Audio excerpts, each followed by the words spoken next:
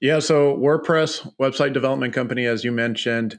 What we're doing specifically, because I know you mentioned reaching out to me, discussing the podcast that we're doing and everything like that. So we're just pushing out valuable, insightful content for B2B marketing professionals. And it's a long journey. I try to just keep it as short as possible. But what we're doing was pretty much one, being a marketer, turned to now CEO, running my own agency. I saw a need in the market, which was, WordPress development, and also the responsiveness to communication was huge. So for me, it was more about, hey, I'm a B2B marketer. I like talking about marketing. I'm passionate about marketing. I can talk about this all day long. And at the same time, I can also talk about, the pain points that marketers or even CEOs face when it comes to just web development, right? And I feel like it's undervalued a lot, just like copywriting is. I feel like it's starting to become more valuable these days, copywriting, web development. And especially if you're a company that's trying to scale fast, speed is everything when it comes to marketing. So having a solid copywriter, developer on your team to take it to the next level is pretty much the way to go nowadays if you want to stay ahead of the competition. So we're pushing out content through the podcast. So we start with a podcast, whether it's me sharing, things that I'm learning in B2B marketing, or, from my experience or experimenting, to bringing on guests that pretty much are experts in their industry onto the show just to provide value to our audience. And then from there, we throw it on video, which I started on video first, believe it or not. A lot of people start with audio, but I started with video because I saw the importance of that and how effective it is compared to images, text only type content.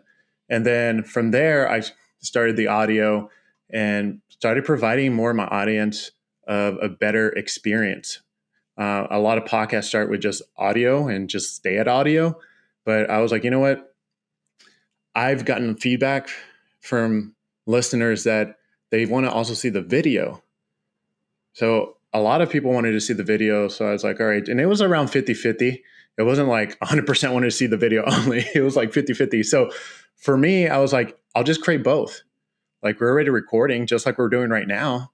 And, I'll throw up the full, video and chop it up into short clips and, upload the full audio to our podcast hosting provider, which we use Anchor, by the way, for those that are looking to start a podcast. It's free. You can even monetize for free. And this is not even a sponsored content. This is just reality. Sure. So, yeah, because I've done a lot of research, and a lot of them you have to pay for a tier plan and all this stuff to monetize and all this other stuff. If you're really into monetizing, if you're not, then don't worry about it, kind of stuff. We don't monetize. We don't do any type of advertisement. Everything has been 100% just inbound. Super blessed and grateful for that. And I can get right into the specific practicals that we do if you want to dive right into that. Dude, let's nerd out. Let's just get technical. Let's make this a technical, practical episode for those who are just ready to start a show. I want to just let's kind of reel it in just a little bit, because you made a comment there that's super important for people to understand. You have 100% inbound for your company right now. And so I'm sure that your show that you're doing is really kind of attributing to that. It's accelerating that amount of demand and people coming in and connecting with you on LinkedIn and stuff like that. So was that part of your strategy from the jump, was to start this show as an inbound machine, or did you just do it really kind of because it was fun and it was something exciting to do? I never really wanted to start a podcast show. To me, I was like, I didn't want to put my face of the company, out there in public. I didn't want to post consistently on LinkedIn. I've noticed a few B2B marketers posting consistently on LinkedIn, and everyone having their own approach or strategy. Some mix it up, some just follow others. Like, for example, content, to be more specific. Some will say, hey, just post everything about, WordPress websites. And don't go out of your lane. Some say, throw in your kid every now and then and make it personal. Some people get to know your personality, your character, things like that.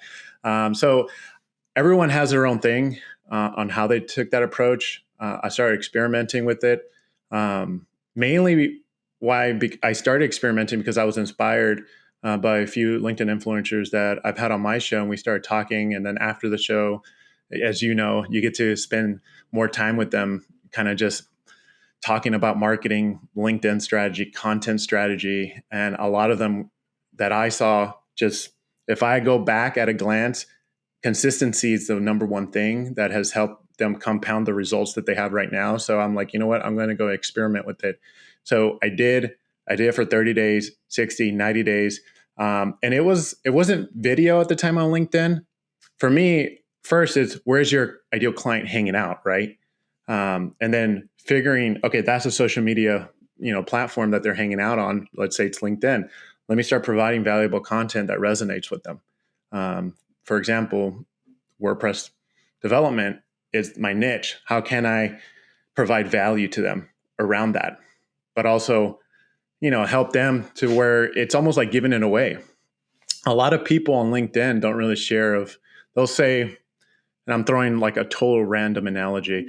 If you invest, you can be a millionaire. It's like, well, yeah, duh. But how did you do it? Nobody talks about how you did it because they're so fearful that someone's going to steal it and stuff like that. But I try to provide as much as possible, keep it 100, and I just throw it out there. Here it is. Steal it if you want to. We have a system, and a lot of people give up. A lot of people quit. So it takes a lot of hard work. It's definitely a mindset thing. And I just show up pretty much every day posting on LinkedIn. And why that has provide value was a lot of it was inspired by other LinkedIn influencers that were doing it. But then I started seeing the results.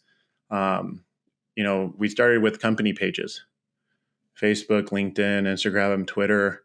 But then what I started seeing was the profile pages, Jesus McDonald's LinkedIn profile page. Right. That yield better results than the company page. I think you should do both, to be honest, because you don't know, what angle of the business that users come to or leads come to find your content. So I started with that. Sorry, kind of long-winded answer. And then from there, I started with the short clips, the videos. I've seen Chris Walker, I've seen Sam Moss, I've seen a lot of other LinkedIn influencers doing videos. And we've seen a lot of results from that. They come to our website, they fill out our short form.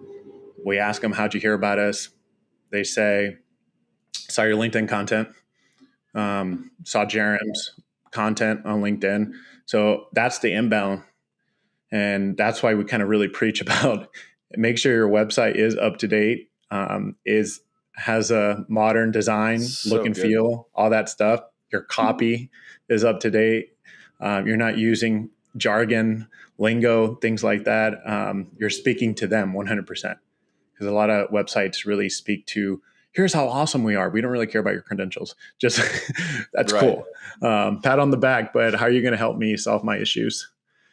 So that's kind of long story short of how I came around seeing the inbound and making that our strategy and just really going gung-ho with it. Well, you gave us a lot of material to unpack for sure. I got a lot of angles from that I want to cover. The first one I want to ask is just like a real hot take, fired from the hip. You said that company pages and personal pages are both really important. How would you leverage each of them? Like tactically, what would you put on one versus the other?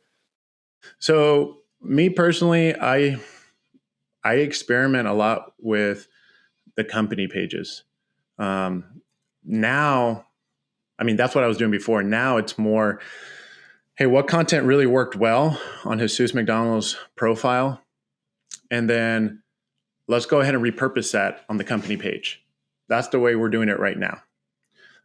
Eventually, it's going to be the company page kind of runs on its own, which is the vision, the goal, to where, hey, if something happens, Jesus retires, gets hit by a car, hope to God not. Anything happens, they lock my account for some crazy reason, I don't know what. The brand page is still going. The company page is still going, kind of thing. So, and the other thing too of why is you just don't know with these social media platforms how they prioritize content, right? So they could flip a switch and they start prioritizing the company pages more than the profile pages. It might be that, again, for me, it's more like casting a net. I'm trying to get as much fish in as possible. And a lot of people do follow company pages. I'm also seeing a trend that a lot of company pages you're seeing more resources being brought on for company pages, and you can see it in the quality of content. I'm like, a lot of people have a lot of managers on the company pages too. So to me, it's another angle, but also giving that brand a voice, if that makes sense. Yep. I'm kind of in the same place right now where you'd think that like the company page would probably be the most important because that's where people are ultimately, Right. they would think that's where they're going to do business. But the personal page, what I'm seeing is like, it's just this like friendly reminder that people do business with people. Right. And so you as a personal brand, that actually lends a lot of credibility to your company because people connect with faces, they connect with names. And so Right. allowing the personal page to be the place where you're like, it's your true R&D space where you're testing out new things, and then you can kind of leverage that for the corporate strategy. I think that makes a lot of sense. Absolutely. Yeah, the humanizing the whole process by really posting on your profile. A lot of CEOs, founders don't really do that. So it carries a lot of weight when you do see a founder or a CEO that is really posting, industry leader type content, and they have the courage to do it. A lot of times, why I believe they don't do it is because of fear and insecurities. How is this going to make me look? How is this going to make the company look? Right. And the ones that are really seizing the moment are the ones that are pushing through those fears and being courageous about it. And honestly, it kind of goes away after a while because it just becomes the norm of just posting all the time. Right. Just showing up and putting your face out there. You made that comment about consistency too, is like, right. you could have mediocre content, quite honestly. And as long as you're consistent and you're showing up, there is going to be that compound effect over time. One thing that you said too is, actually, do you have anything you want to add to that? I want to give you space if you want to. In regards to what you just said? Yeah, expounding on the compound effect of consistent content. Yeah, I think the consistency is good. I do think you need to have a content strategy in place. I think, like, for example, TikTok, the organic reach is so great and stuff like that. You can post the crappiest content on there and still get amazing eyeballs, views, things like that. But if you want people to know you in your industry and what you actually provide, I think you need to kind of double down on a content strategy so you can actually provide really good quality content that resonates with the market. I think that's how you get to be known as the go-to person for that, right? So for us, it's like, the more I post about websites, hey, that's the WordPress website guy. Like, his content, he's always in my feed, like top of mind strategy, which I get that a lot. I had a guest on my show, and he was asking, as a B2B company, and he was saying, hey, I've been following your content for 12 months, and we have you down for a website redesign on WordPress in January. But we haven't contacted you yet, but you live in my feed. And I'm like, can I just use you right now as an example? Like, this is top of mind strategy. You're not even my customer, right? And he was like, whoa, well, not yet. I'm like, no. I'm just saying, like, this is like a live example of why podcasting is so important, why showing up is so important consistently, because it might take you another 12 months, but I'm not selling you. I'm just providing valuable content. That's it. So you're top of mind. I love it. I love that. I love the comment, you're showing up in my feed. It's like you're there, but you're not. But here's what's cool about your content style. Because you're focusing on creating meaningful content, you could be on people's feed as an ad, quote unquote, is what we say. You can either be an ad or a show. Right. Ads interrupt the content you want to consume. Shows are the content you want to consume. And because you have the mindset of, I'm not coming out overtly salesy. I'm not coming out pointing the thumbs back at me. You're providing value. You're a show. You're truly a show. That's like your profile is a show. And when people see your content, they allow you to stick around because it's valuable content. They want to see the next episode. Absolutely. And I like that more of the show. It's the experience that that really matters, and that really resonates with them all the time. They get excited to, what's the next thing? What is this who's going to say? What is other helpful things? I've talked to another person too that I've had on the show. This is interesting because I bring on, B2B marketing professionals on the show, and have told me, hey, I've been watching your podcast show on YouTube. And I'm like, oh, that's awesome, right? And if for those that are interested, it's JRM Web Marketing, my company page, YouTube channel. If you guys are interested in watching that, just a short snip. And he said, I open up a new tab and I start implementing everything you say. I'm like, Wow, whoa. man. I'm like, hey, that's so encouraging and rewarding to me specifically, because I want to hear stuff like that.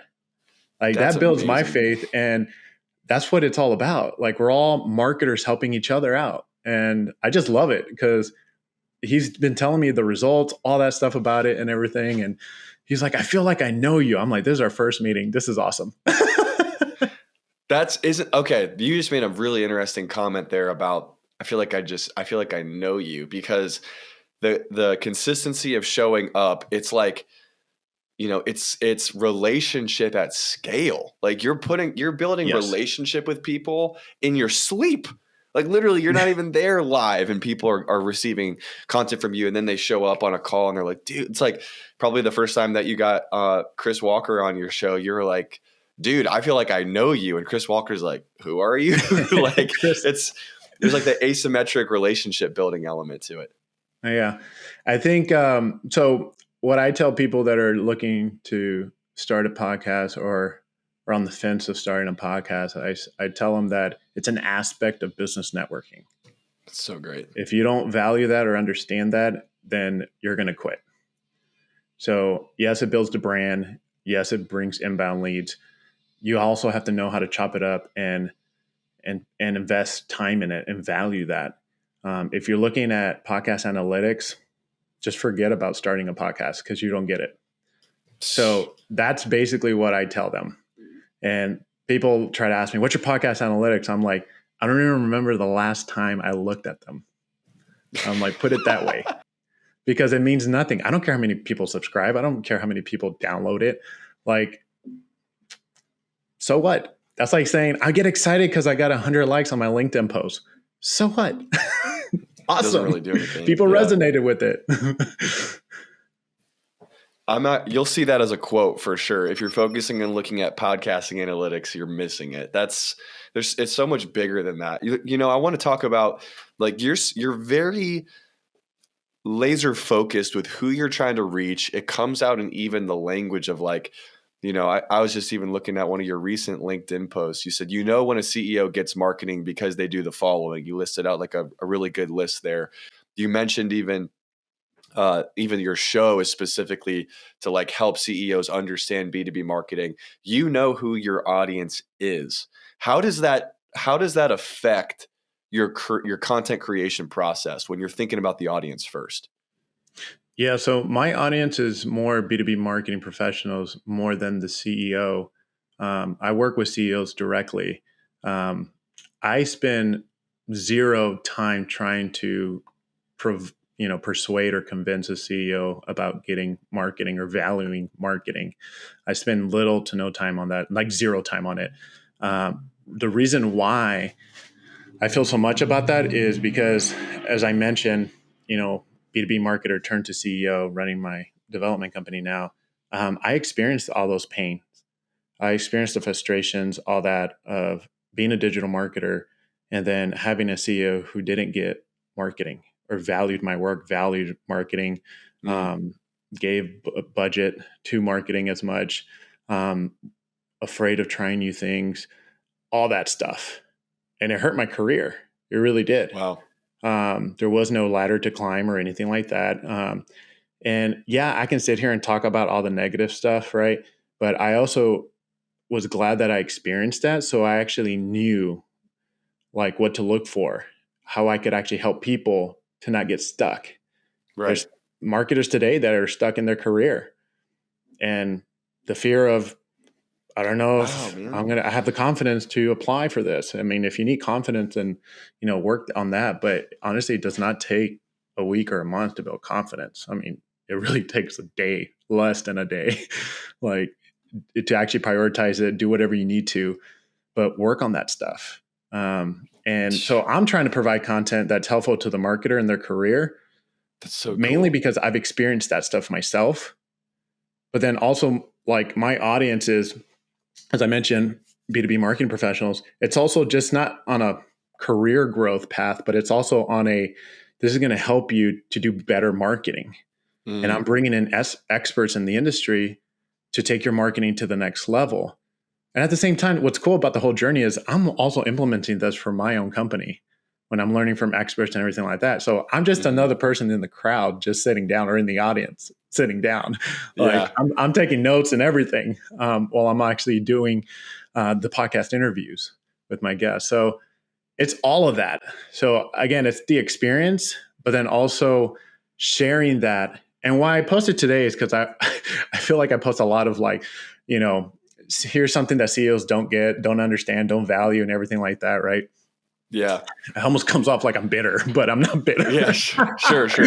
I'm like, poor CEO. I'm also a CEO too now. So, but there are a lot of people that do get marketing as a CEO, do value it, pay really good salaries, promotions, pull the marketer into sales meetings, want their valuable, opinion, input, advice, feedback, all that stuff, trusts them with any marketing decision they do. There are CEOs like that. I have experienced that. So today I was like, here's what a CEO that does get marketing looks like, right? So I kind of spun it the other way around. Everyone gives a bad rap to CEOs. But no, that's important, because you don't want to, if you truly want your audience, the people that you're really called to serve, if you want them to be more effective in that role where they're serving underneath the Right. CEO, they can't resent the CEO. And so what you're doing is you're helping B2B marketers better understand, hey, if you understand what keeps your CEO up at night and you understand what they Right. care about, it's going to change the way that you present your work to them. It's going to change the way that you reverse engineer a strategy. It's going to make you more valuable to the organization. So I think that's such a brilliant way of approaching it. It's like, Yeah. in And my my LinkedIn world, post today was about, here are the things to look at for a CEO who does value marketing, because those are things that you really look for. Because those are the type of CEOs you actually do want to work for, right? I mean, yes, what gets the CEO up late at night thinking about work and everything like that. I mean, I feel like, sure, that's good to know and everything like that. But at the same time, no one's going to care more about the business than the CEO. sure. So that's a totally different level and department. But I do think that, hey, if they value marketing, they're going to value humans. They're going to Yeah. value you. And I think that's what really matters, is people valuing people. That's huge. So I want marketers to be successful and not be in a career where executive team doesn't value marketing and they're stuck. I'm over here like, let me be your motivator to go find a new job. I'm over here advocating, go get a new job. The executive team or CEO doesn't get marketing, go get a new job. I mean, if you're a good marketer, you'll get a really good job Right. with a higher pay, work from home. Like, a lot of companies hiring. A lot of companies hiring for sure. I'm really impressed by that. I think it's so important that you've clarified with laser focused precision who that audience is, and you're on message. You're just super consistent with your messaging. How do you come up with the topics for your for any piece of LinkedIn content you put out, or from the featured guests that you decide to invite on your show? Clearly, like, it takes some work and some preparation to create some cohesion around all of those things. But you got the streamline factor to it. How do you Yeah. pre-produce that? I think the strength that I lean on the most, and I've gotten out of my lane a few times, but even a lot of my industry partners have said, kind of, hey, lean on your strengths, is I'm a marketer first. So a lot of it comes from the things I'm passionate about. It's all about relationship when it comes to business. Doesn't matter if you're marketing, sales, or the CEO. It's all about relationships. So if you learn how to be a good relationship builder, that's huge. Podcasting, aspect of business networking, relationships, 100%. right? So to me, I'm thinking my strengths is leadership, emotional awareness, It's also being a marketer first. So I lean on those strengths, and that's where my content flows. And it's really, I'm not trying to like puff myself up here with the pride and all this stuff and get my head bigger than it is. So it comes easy and it's natural to me because as a marketer, my mind does not shut off. So I have a I lot of hear you. creative thoughts, ideas, things I want to experiment with. We're experimenting with TikTok and YouTube shorts right now. So there's like a lot of things that I'm really excited about doing. Cool. So we're also revamping, part of our website too. So there's a lot of things that I'm doing. There's a lot of balls in the air and things like that. All I do is like get my notes app, write down 1 or 2 sentences. I elaborate on it later. So, because I already know what I'm going to say, I'm just going to do it later. So my notes app is full of just content ideas, Yeah. And things that I want to experiment with, and sometimes provide people with that type of content. This is my exact podcast process. Boom, boom, boom, boom, boom, boom, boom, and it changes all the time, right? TikTok was never part of it. Now it is. One thing that I've noticed about myself is, especially because you mentioned like the marketer's mind just continues to race. And I think that's also true for like the CEO. Like you said, no one cares about the company more than the CEO. Like they're 100. always thinking about that thing. And one thing that I've discovered about myself is if I don't have an outlet to process what I'm thinking, Right. I'll go crazy and I won't ever actually get good at communicating that vision. And so for me, the podcast becomes an opportunity for me to just get reps in and just get better at communicating more concisely. I would love for you to speak into that as far as like how you're leveraging your show, even from a selfish standpoint of like, hey, how do I even, how can I refine these thoughts? How can I communicate this more clearly, more concisely? Yeah, I think for me, it's, if we're thinking about it from a selfish point of view, is getting just great minded, like-minded marketers on the show that are doing modern B2B marketing and really understanding why do they do what they do, get into the root, and then also understanding their strategy. Why this strategy? Why not this? And why that? Did you consider this? Yeah, we trashed it though because of X, Y, and Z. So it's really getting to those. And then it's also saying, hey, how can we do modern B2B marketing as well as a company? So it's thinking about those things and then also thinking about how does that play into our content strategy? We need to pivot as well. So we're always changing. We're pivoting all the time, trying new things. And honestly, a lot of the stuff that I've implemented from, B2B marketing experts has been super valuable to the business where we're getting results from that. So hence inbound marketing is working for us. Yeah. No kidding. I'm curious. I'd love to just kind of get tactical into your brain. Actually, it's funny because literally on the day of this recording, I was just listening to a State of Demand Gen episode. I'm sure you already know who that is or what show that is because you know Chris Walker. But the podcast episode was why we're prioritizing TikTok (parentheses), but maybe you shouldn't. It's probably not the strategy for everybody, but I think B2B, it's super interesting. The B2B marketers that I'm talking to, they're all kind of testing the waters with it. I'm curious to hear straight from you. Why are you guys finding that a valuable place to experiment right now? I think a lot of B2B marketers are already there and are experiencing. So again, it's going where your audience is going or about to go. So to me, it's thinking about it more.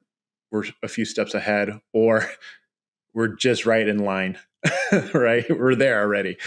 So I think we're not putting all our resources in there. We are experimenting. I think where people make mistakes is they jump LinkedIn and they go 100% into TikTok resources and everything, but their ideal client is still hanging out on LinkedIn. So I think it's still doing it on the side, but I do believe it's going to take off eventually. So the way we kind of did it, let's get more tactical because I love this stuff, is what we do is we do the full podcast video, we chop it up into short clips that we upload on YouTube. So YouTube is getting the full video, 2 or 3 short clips. And then what we do is we create a YouTube Shorts. So the YouTube Shorts becomes the focus. And it's a 9:6, or the aspect ratio is 9:16 for the video. And we create that aspect ratio 9:16 for YouTube Shorts. We keep it under 60 seconds because I think that's the limit for YouTube Shorts right now. And then for TikTok, it used to be 60 seconds. Now they extended it to 3 minutes. To 3 minutes, yep. But honestly, you want to keep it to 60 seconds or lower than that, because people's attention span is just so quick. It's like Instagram. You just scroll, right? You got to really hook them or get their attention right at the beginning, first 3 seconds. So I said, you know what? Let's just do aspect ratio 9:16, 60 seconds for YouTube Shorts. We'll use that same video for TikTok.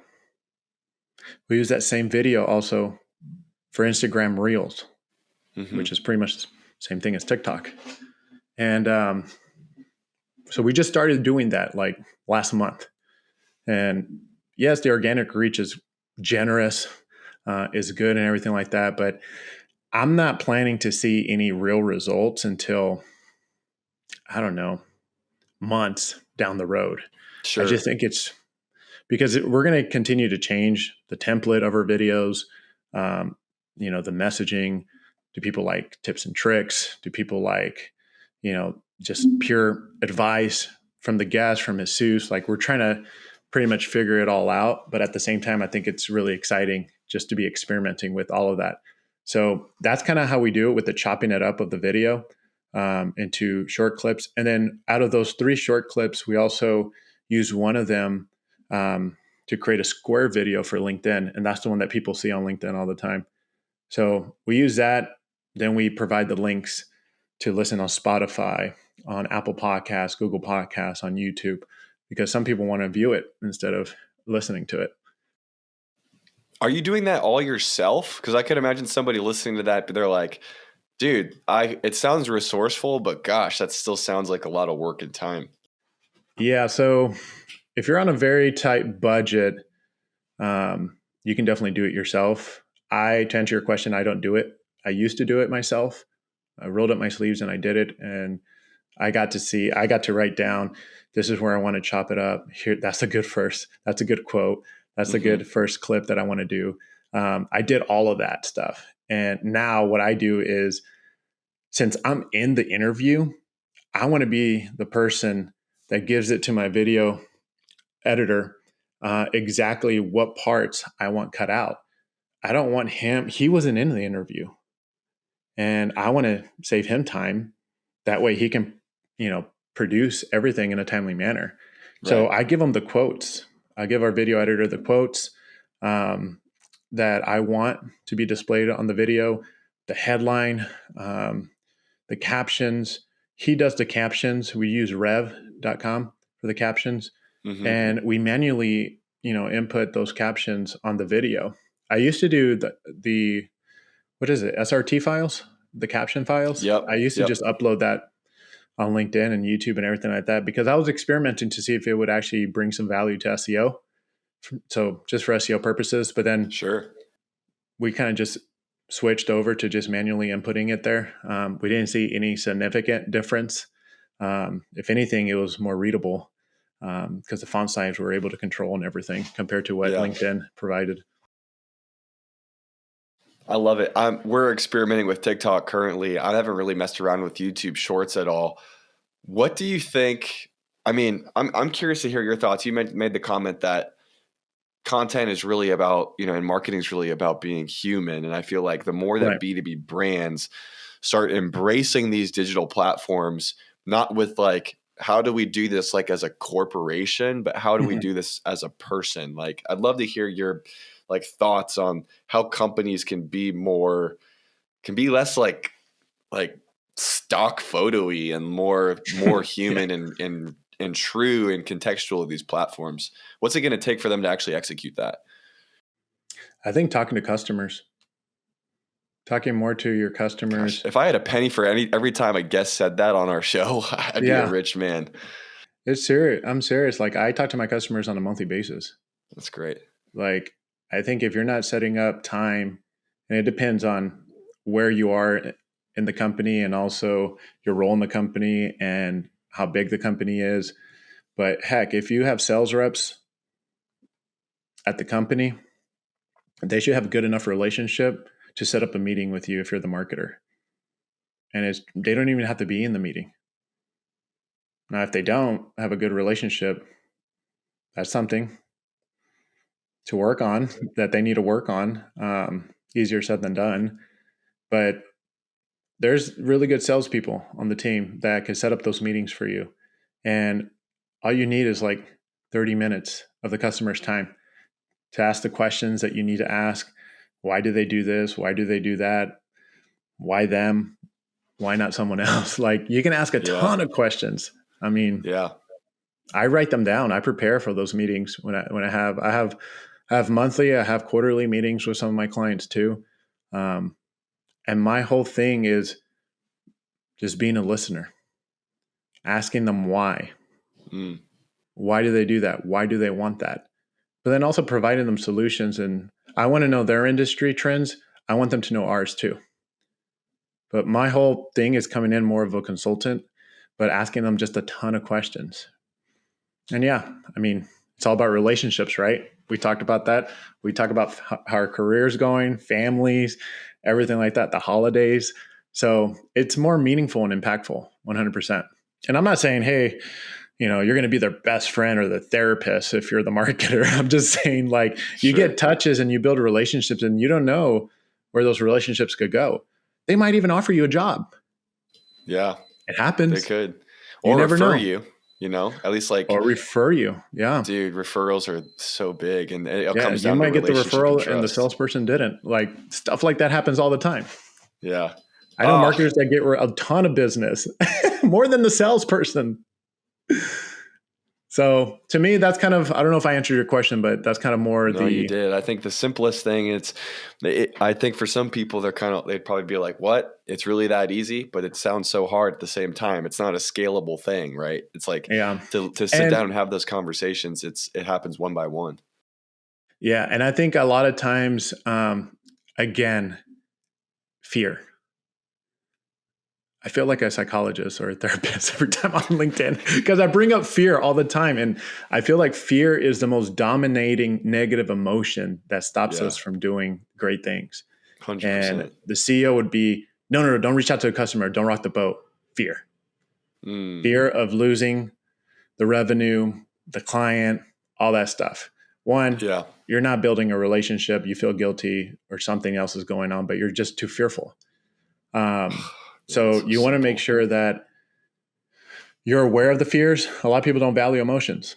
So you want to talk about humanizing it. Let's talk about emotions. Value my emotions. I value your emotions. Like, that's kind of just a normal human conversation, right? Talking about fears. So it's so easy to just, oh, no, you need to feel that way kind of thing, right? And I'm going a little in depth here, but I do think it's very important when we talk about humanizing things. You want to share those fears. You want to share, like, even in content, you want to resonate with people. Everyone is fearful.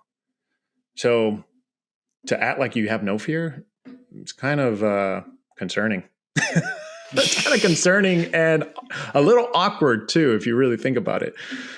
So in a relationship, you want to just treat it like that, like a relationship. So to me, the way I think about it is talking to the customer is the number one thing. And the thing that stops you from talking to customer, it doesn't matter if you're the CEO, the marketer, salesperson, is fear.